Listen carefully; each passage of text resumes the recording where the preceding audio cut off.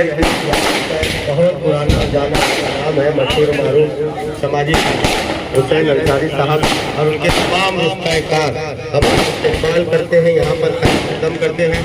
आसिफ शेख रफीक साहब को बगलगीर होकर मुबारकबाद पेश कर रहे हैं।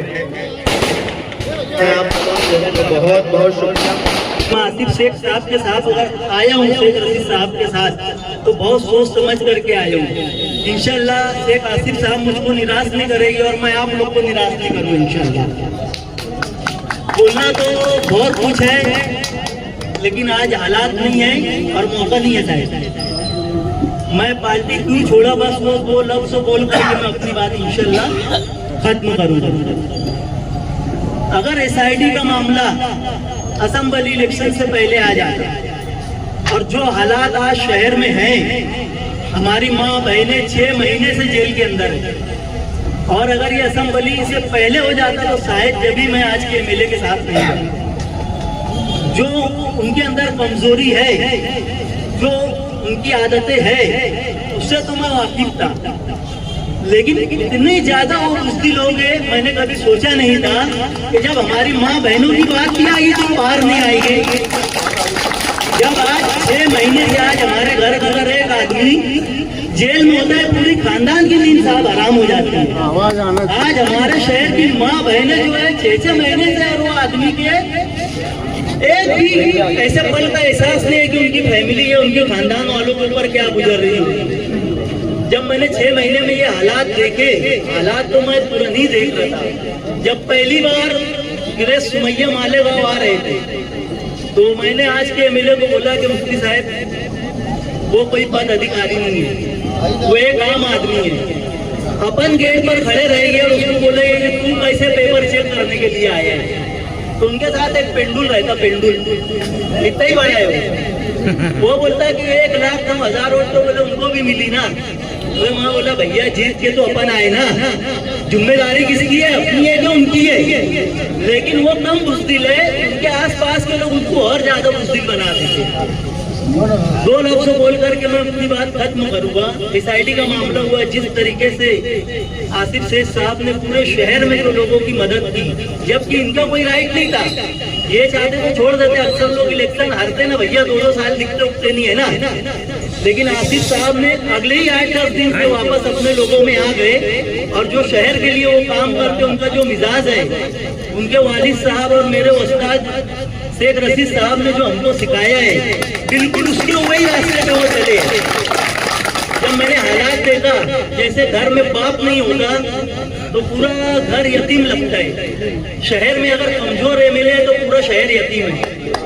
यतीम का जैसा ये शहर हो गया है। पूरा शहर की उम्मीदें जो है वो शेख आसिफ साहब की तरफ लगी हुई है। सारे लोग की नजरें जो है शेख आसिफ साहब की तरफ देख रही है, और कहीं ना कहीं अल्लाह के फजल करम से वो हर एक कोशिश कर रहे हैं जो वो कर सकते हैं। और मैं समझता अल्लाह के तरफ से कोई बात होगी। 162 वोट कोई मायने नहीं रखती। शहर के लोग तो हारे हुए आमदार के साथ वैसी संज्ञा नहीं है जैसी हारने के बाद शेख आसिफ साहब के साथ लोग जुड़े हुए हैं।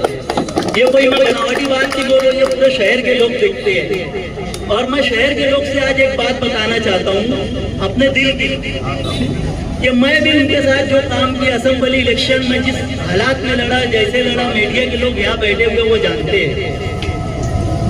मुझे नहीं मालूम था कि इतनी जल्दी ऐसे हालात बन जाएंगे, वो आदमी इतनी जल्दी हथियार डाल देगा। अच्छा, सामना करने से पहले हथियार डाल देगा। लेकिन शहर के लोग को मैं अपनी 2 बात बोल करके अपनी बात खत्म करता हूँ कि शहर के लोग उनसे कोई उम्मीद मत रखना। उम्मीद उससे रखी जाती है जो कोई कोशिश करता है। ये आदमी कोशिश भी नहीं करता है। 2 जुमला मैं बोलूंगा ऐसा कि आदमी सबसे पहले अपनी फैमिली के बारे में सोचता, अपने पड़ोस के बारे में सोचता, अपने मोहल्ले के बारे में सोचता, बाद में अपने शहर के बारे में सोचता। लेकिन आज के जो हमारे MLA ये इतने नाकारा है कि इन्होंने अपने राजकारण के लिए, अपनी सियासत के लिए 2007 से इन्होंने अपनी बहन का इस्तेमाल किया। निकाह नहीं हुआ, ये शरीयत की बात करते हैं, ये इस्लाम की बात करते हैं। शुरुआत कहाँ से होती? हमेशा शेख रशीद साहब एक बात बोला करते थे, इसलिए करने हैं तो अपने घर से करो। और जो लोग उनके साथ जुड़े हुए तो ये बात को जानते हैं। जो आदमी ने अपनी बहन का निकाह नहीं किया, कि आगे अगर कोई शोहर कैसा मिल गया इसको कैसा नहीं, मेरा प्रचार कौन करेगा। अपने प्रचार के लिए उन्होंने अपनी बहन का ही इस्तेमाल किया। जो आदमी अपने घर के लिए कुछ नहीं कर सकता, जो आदमी अपने भाइयों के लिए नहीं कुछ कर सकता, जो आदमी अपने बच्चों के लिए कुछ नहीं कर सकता, उससे फिर शहर के लिए उम्मीद लगाना क्या बात है, आप लोग समझ सकते हैं। उनसे कोई उम्मीद नहीं लगाना है आज के एमएलए से। उल्टा अगर लोग बोलते ना अबे जान दे, वोट दे दिए छोड़ दो, कोई जरूरत नहीं है छोड़ने की। अगर हमारे एक आदमी होता है उसको कोई जवाबदारी नहीं देते, जवाबदारी देते अगर वो निभाता नहीं शायद तो उसको लोग पकड़ते ना। आज अगर कच्चे एरियो में तकलीफ है, कच्चे एरिया के लोग जाओ और उनके घर का घेराव करो। उनकी बाजू वाली गली का साहब काम चालू था, बाजू वाली गली के लोग आगे 3 घंटा बैठे घर के सामने, पूरे शहर की बात को जानते, और कुछ लोग तो गालियां दे करके गए। इससे ज्यादा खराब बात हो नहीं सकती। उनकी जगह अगर कोई होता तो उसी दिन इस्तीफा दे देता। बोलना बहुत कुछ है, आगे इलेक्शन डिक्लेयर होएगा, बड़े मन से लगेंगे। आसिफ साहब के मशवरे से इंशाअल्लाह फिर आगे और बातें होंगी। अस्सलाम वालेकुम। में शमूलियत इख्तियार की ऐसे हुसैन अंसारी साहब, इसी के साथ इमरान राशिद साहब,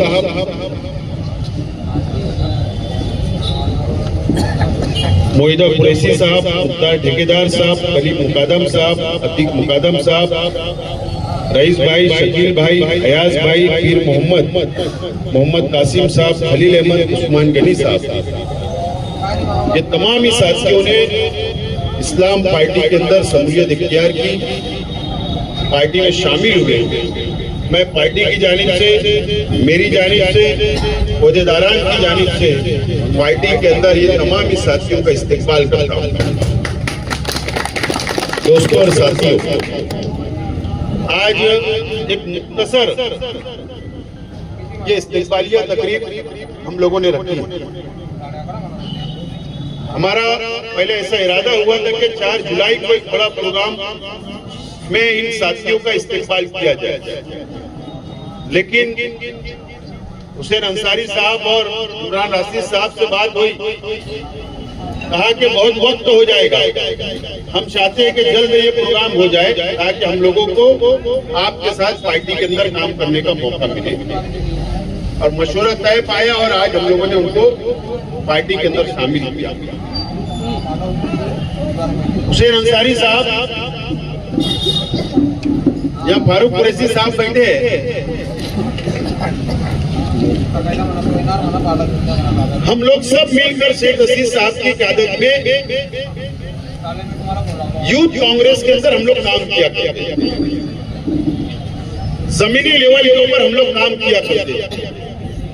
हम लोग शेख हसीन साहब का भी कहीं जलसा हुआ करता था तो हम लोग जलसा कामयाब करने के लिए मेहनत करके, और यहाँ तक कि हम उस जलसे की पट्टियां भी हम लोगों ने बिछाई। और मैंने एक खास बात हुसैन अंसारी साहब ने मैंने देखा हूं कि वो आज के एमएलए के साथ भी रहे, लेकिन मैंने सुना हूं और जब भी मेरी मुलाकात होती थी उनके साथ 4 लोग रहा करते थे, ये जरूर बोला करते थे कि अगर आज हुसैन अंसारी है तो वो शेख हसीन साहब की देन है। मैं कहीं भी ये सच्चाई, ये ऐसे हमारे साथी है और वो कुछ सालों के लिए दूसरी पार्टी को उन्होंने देखा, लीडर को देखा, जाना, पहचाना, परखा, और उसके बाद उनको इस बात का एहसास हुआ। देखो बात ये होती है कि वो हर इंसान चलती ट्रेन में सफर करना चाहता है, सत्ता के साथ रहना चाहता है, लेकिन हुसैन अंसारी साहब और इमरान राशिद साहब ने सत्ता के साथ रहना पसंद नहीं किया, बल्कि जो हक पर है और जो शहर के लिए लड़ रहे उनके साथ रहना पसंद। ये सच्चाई है। इमरान राशिद साहब तो मैं दूसरी पार्टियों में देखा करता था, वो हमेशा मेरे मुखालिफ रहे, मुखालिफ बातें की, लेकिन उनको भी इस बात का एहसास हुआ कि आज वक्त की जरूरत, आज शहर को बहुत जरूरत है शेख आसिफ जैसे लोगों को, हमारे साथियों की। इमरान राशिद साहब ने फैसला किया, कोई डिमांड नहीं, ये दोनों साथियों ने कोई शर्त नहीं रखी, विनय सराय ये हमारे साथ आज आकर खड़े हुए और इमरान राशिद साहब एक काबिल नौजवान है और वो मुझे जरूर उम्मीद है कि वो पार्टी को भी फायदा पहुंचाएंगे और शहर के विकास के अंदर जरूर हाथ बैठाने का काम करेंगे, मजबूत करेंगे। दोस्तों और साथियों, आज यहाँ पर हमारे मीडिया के भी साथ आज हमारा शहर ये मस्जिद और मीनारों का शहर आज किस हालत से गुजर रहा है आप महसूस करो, शहर महसूस कर रहा है। ये शहर को बचाने का वक्त आ चुका है, ये मालेगांव शहर को बचाने का वक्त है। SIT बनी, रोहिंग्या बांग्लादेशी का इल्जाम हमारे पर लगा, हमारे शहर पर लगा, हमारी बहनें जेल में, कई भाई हमारे जेल में। अभी छावनी पुलिस स्टेशन के अंदर 1000 से ज्यादा लोगों के ऊपर मुकदमा दर्ज कर दिया गया। किला झोपड़पट्टी ये वक्फ अमेंडमेंट बिल ये ऐसे इशू हमारे सामने है और ये शहर को फिरका परस्त टारगेट पे ले चुके हैं, शहर को निशाना बना रहे हैं, मुसलमानों को निशाना बना रहे हैं। आज ये शहर को बचाने का वक्त है और मैं शहर की आवाम से अपील करता हूं कि शहर की आवाम ये सोचे और समझे कि 6 महीना पहले असेंबली के इलेक्शन के वक्त जिस नुमाइंदे को चुनकर शहर की आवाम ने दी, क्या वो इन 6 महीनों के अंदर आवाम के वादों पर जो वादा किया गया कि वो पूरा उतरेगा, तो खरा उतरेगा? क्या उन्होंने नुमाइंदगी की? क्या मुसलमानों की नुमाइंदगी की? क्या ये शहर की नुमाइंदगी की? क्या शहर का डेवलप हुआ? क्या आज शहर जिस मुसीबत में है, मुकम्मल तौर पर आज के MLA नाकाम हो चुके हैं, नाकाम हो चुके हैं। मैं शहर के आवाम से अपील करता हूं कि ये वक्त हमारी और तुम्हारी का नहीं है, हमारी और तुम्हारी का नहीं है। ये वक्त आज ऐसा वक्त है कि हमको इस शहर को बचाने के लिए ये शहर खुद महसूस करे, खुद फैसला करे कि कौन ये शहर को बचा सकता है। आज हम कोई ओहदे पे नहीं रहते हुए हम आगे आ रहे हैं, हम किरीट सुमैया से लड़ रहे हैं, हम सरकार के खिलाफ लड़ रहे हैं, हम आग में आग डालकर बात करना चाह रहे हैं और बात कर रहे हैं और लड़ रहे हैं। क्या हमारे ऊपर मुसीबत नहीं आएगी? क्या बीजेपी की सरकार हमको टारगेट नहीं करेगी? हम किला झोपड़पट्टी उठाने के लिए नोटिस बढ़ जाती है, पुलिस बंदोबस्त आ जाता है, दूसरे दिन किला झोपड़पट्टी उजड़ने वाली होती है और हम जाकर स्टे लेकर आते हैं। तो क्या बीजेपी को ये अच्छा लगा होगा? क्या हमको धमकियां नहीं आती है, लेकिन हम डरते नहीं।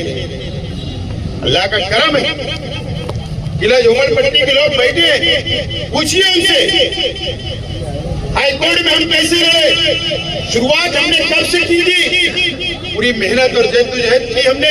अल्लाह का करम इस पे हमने लाया। हम तो पूरी बस्ती वालों से ऐलान कर रहे थे कि आइए हमारे साथ, हम साथ मिलकर लड़ेंगे, लेकिन 133 लोग आए, हम उनको लेकर चल पड़े। पहले हमने स्टे लिया, पेटिशन हमने बनवाई, पॉइंट हमने पेटिशन के अंदर डलवाया और उसके बाद स्टे मिला। उसके बाद उसी बेस के ऊपर दूसरे लोगों को भी मिला। अच्छी बात है, हम सबके साथ है, लेकिन हमने लड़ा और आज उनका मुकम्मल जो प्लानिंग था उसको नाकाम बनाने का हमने काम किया और अभी 2 जुलाई तक मुसीबत टल गई, वापिस हम लड़ेंगे। SIT का मुकाबला कर, SIT किरीट सुमैया की डिमांड पे बने मुकाबला कर रहे हैं। हम माइनॉरिटी डिफेंस कमेटी बनाए, मुस्तकीम डिग्निटी साहब और साथी लोगों को साथ लेकर हम लोग लड़ रहे हैं और आगे तक हम लोग लड़ते रहेंगे। हम हाईकोर्ट के वकील से भी बात कर रहे हैं, हमारी बेल एप्लीकेशन भी 5 लोग की हमने दाखिल कर दी, वो 17 तारीख को उसके ऊपर आर्गूमेंट होगा। क्यों? सरकार हम लोगों पर क्या नजर नहीं है? सरकार हमको नहीं डराएगी, सरकार हम पर गुनाह नहीं दाखिल करेगी, हमको भी फंसा सकती है सरकार। उसके बावजूद भी ये शहर बचाने के लिए हम लोग अभी 22 तारीख को माइनॉरिटी डिफेंस कमेटी की जानिब से हमने 5 जिले का इजलास रखा।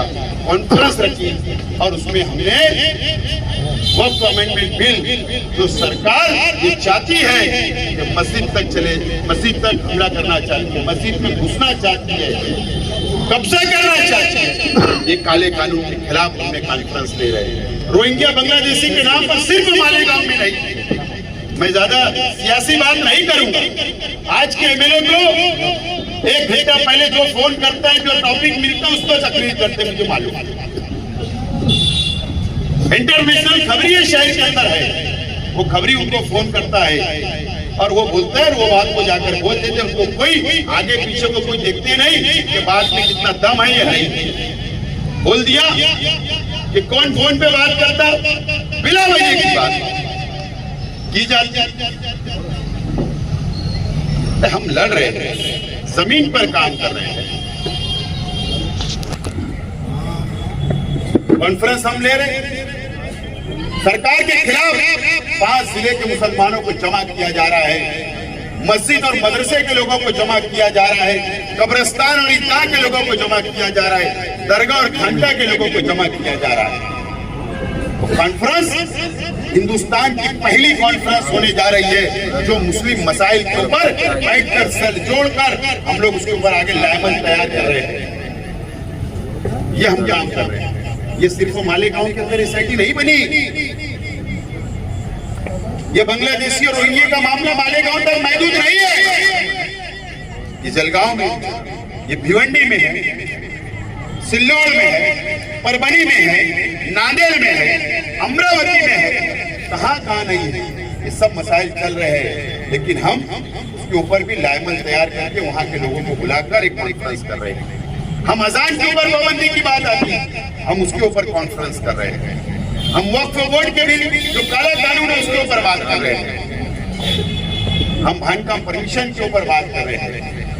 तमाम चीजें एक बड़ा डेयरिंग वाला काम है, हिम्मत वाला काम है, हम लोग आगे बढ़ रहे हैं। ठीक है, जो भी हमारे ऊपर सरकार को वार करना होगा, जो भी बीजेपी को वार करना होगा, हम बिल्कुल तैयार हैं सरकार से लड़ने के लिए, दो हाथ करने के लिए, कानूनी लड़ाई लड़ने के लिए। आज ये मसला शहर को बचाएगा, इस शहर को बचा लो। शहर की आवाम से मैं अपील करता हूँ, शहर को बचा लो। याद रखना, अगर हम एक नहीं हुए, ये शहर नहीं बचा, तो ये शहर को बीजेपी की सरकार बर्बाद कर देगी, बर्बाद कर देगी। आज वक्त की जरूरत है कि कॉर्पोरेशन का इलेक्शन आ रहा है, शहर की आवाम ने सोच समझ के फैसला करना पड़ेगा, सोच समझ के फैसला करना पड़ेगा। वहां धंधा व्यापार करने वालों को नहीं पहुंचाना पड़ेगा, जो अपने जाति मुफाद के लिए कॉर्पोरेशन जाना चाहते उनको नहीं पहुंचाना पड़ेगा, जो कौम के लिए, जो शहर के लिए लड़ते हैं उन लोगों को पहुंचाना पड़ेगा। मैं अपील करता हूं मीडिया के माध्यम से, आप लोगों के माध्यम से, शहर की आवाम से, कि शहर संजीदगी से सोचे। ये मस्जिद और मीनारों का शहर हम बोलते हैं साथियों, कई बातें हमको जानबूझकर मीडिया के सामने नहीं बोलना पड़ता, कई कमजोरियां हमारी अपनी है, उसको दुरुस्त करना है, पर्दे में रहेगा। और इंशाअल्लाह जब कॉन्फ्रेंस होगी तो हम वहां पर बात करेंगे, वहां पर लायमन तैयार करेंगे, बड़े खामोशी के साथ बात करके हम लोगों को हमारे मसाइल, कौम के मसाइल को हल करना पड़ेगा। जब जाकर हम ये फिक्रा पुरस्त ताकतों से हम लोग जंग जीत सकते हैं, ये लड़ाई जीत सकते हैं, और नहीं हम ताकत की बिना पर ये लड़ाई नहीं जीत सकते। इसलिए बहुत सोच समझ के आगे का सफर हम लोगों को तय करना है, शहर की आवाम को समझना है। दोस्तों और साथियों, आज हमारे ये 2 साथी हमारी पार्टी के अंदर शामिल हुए। हम 4 जुलाई को इंशाअल्लाह, अभी 4 या मुहर्रम के बाद या मुहर्रम से पहले, लेकिन 4 जुलाई तकरीबन मेरे जहन में है, एक बड़ा इजलास हम लोग ग्रामीण लॉन्च में लेना चाह रहे हैं, ताकि कारपोरेशन की तैयारी शुरू कर सके, हमारा एजेंडा हम लोग फाइनल कर सके, हमारा लायमन हम लोग तैयार कर सके, पार्टी को विस्तार कर सके, पार्टी को मजबूत कैसे कर सके, उसके लिए एक बड़ा इजलास हम लोग 4 तारीख को इंशाल्लाह बुलवा रहे हैं और उसकी पूरी तैयारी हम साथियों से 23 तारीख को मीटिंग लेंगे, 22 का इजलास कॉन्फ्रेंस के बाद, और उस दिन सब लोग तैयारी के अंदर लगेंगे। बहरहाल आज ज्यादा वक्त नहीं लेते हुए इंशाल्लाह जब 4 जुलाई आएगी, वक्त आएगा, तमाम ही हमारा एजेंडा, हमारी पॉलिसी इंशाल्लाह हम लोग क्लियर करने की पूरी कोशिश करेंगे। बहरहाल आप आज मैं हुसैन अंसारी साहब और उनके तमाम ही साथियों का और इमरान राशिद साहब उनके तमाम ही साथियों का बहुत बहुत शुक्रिया अदा करता हूँ, इस उम्मीद के साथ कि पार्टी को आप लोग मजबूत करने का काम करेंगे। इस शहर के विकास, शहर के डेवलप, अपने अपने वार्ड के अंदर आप पार्टी को भी मजबूत करेंगे और शहर का विकास और शहर का डेवलप भी करते रहेंगे। इस उम्मीद के साथ आपका इस्तेमाल करता हूँ और मेरी बात को मैं यही खत्म करता हूँ। शुक्रिया। बहुत अहम प्रोग्राम के सदर मौसूफ आपके हमारे पूरे शहर के हलील अजीज रहनुमा आली जनाब आसिफ शेख रशीद साहब, जो कि आज के इस प्रोग्राम की सदारत फरमा रहे हैं, और डाइस पर तशरीफ फरमा इस्लाम पार्टी के तमाम जिम्मेदारान, हमदर्दान। कुछ बातें ऐसी होती हैं जिनको समझने के लिए वक्त दरकार होता है, और फिर एक वक्त ऐसा आता है कि इंसान वो बात समझ लेता है, उस बात को समझने के बाद वो अपना कोई पुख्ता फैसला करता है। शायर ने कहा कि करीब आओ तो शायद हमें समझ लोगे, ये फासले तो गलत फहमियां बढ़ाते हैं।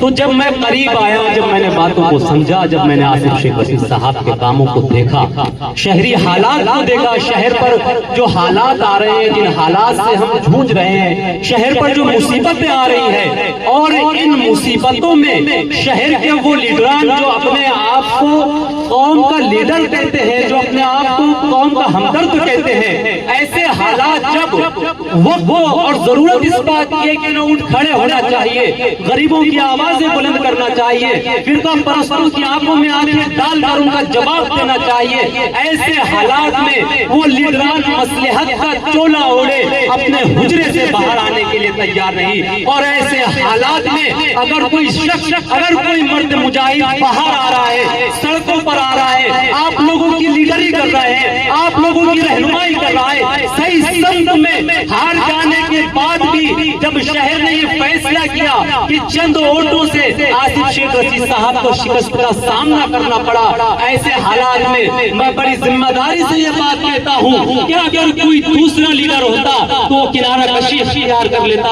बावजूद इसके आसिफ शेख रशीद साहब ने इस बात को तस्लीम किया कि ठीक है, कुछ लोगों का ये फैसला था, चंद वोटों की कमी की वजह से उन्हें शिकस्त का सामना करना पड़ा, लेकिन उन्होंने इस बात को तस्लीम किया कि लीडर वो नहीं होता है जो हार जाने के बाद अपने घर में बैठ जाता है, लीडर वो नहीं होता है जो जीत जाने के बाद 5 साल अपने मुंह पर ताला लगा लेता है, बल्कि लीडर वो होता है जो हर हाल में, हर हालत में कौम की खिदमत करता है और कौम की खिदमत के लिए हर वक्त अपने आप को पेश करता है। कि मेरी जिंदगी का मकसद कि सभी को फैज़ पहुंचे, मैं चराग रहगुज़र हूँ, मुझे शौक से जलाओ। और आसिफ शेख रशीद साहब उसकी जिंदा मिसाल है जो हर वक्त लोगों के लिए खड़े हैं। 12 नवंबर का मामला हमारे सामने आया, हमारे सामने जन्म दाखिले का मामला आया, हमारे सामने अभी और भी दीगर मामला है। ऐसे हालात में आसिफ शेख रशीद साहब हमारे अपनी रहनुमाई कर रहे हैं। इन्हीं बातों को देखते हुए मैंने ये फैसला किया कि जरूर मुझे जो है आसिफ शेख रशीद साहब की पार्टी में शामिल होना चाहिए। ये वक्त कोई बहुत लंबी चौड़ी तकरीर का वक्त नहीं है। इंशाल्लाह जब मौका मिलेगा तो हम मुख्तलिफ मौज़ूआत पर अपने ख्यालात का इजहार भी करेंगे। मैं इंशाल्लाह आज इस माइक से ये ऐलान करता हूँ कि मुझसे जितना भी हो सकेगा मैं अपनी जानिब से अपना भरपूर हिस्सा इस्लाम पार्टी को लगाऊंगा। इसके अलावा जल्द ही मैं मेरे बहुत सारे साथियों के साथ गांधीनगर में एक इस्तेक़बालिया प्रोग्राम रखूंगा और वहाँ पर हम आसिफ शेख रशीद साहब का इस्तेक़बाल करेंगे। इन्हीं बातों को यहाँ पेश करते हुए मैं अपनी बात खत्म करना चाहूंगा।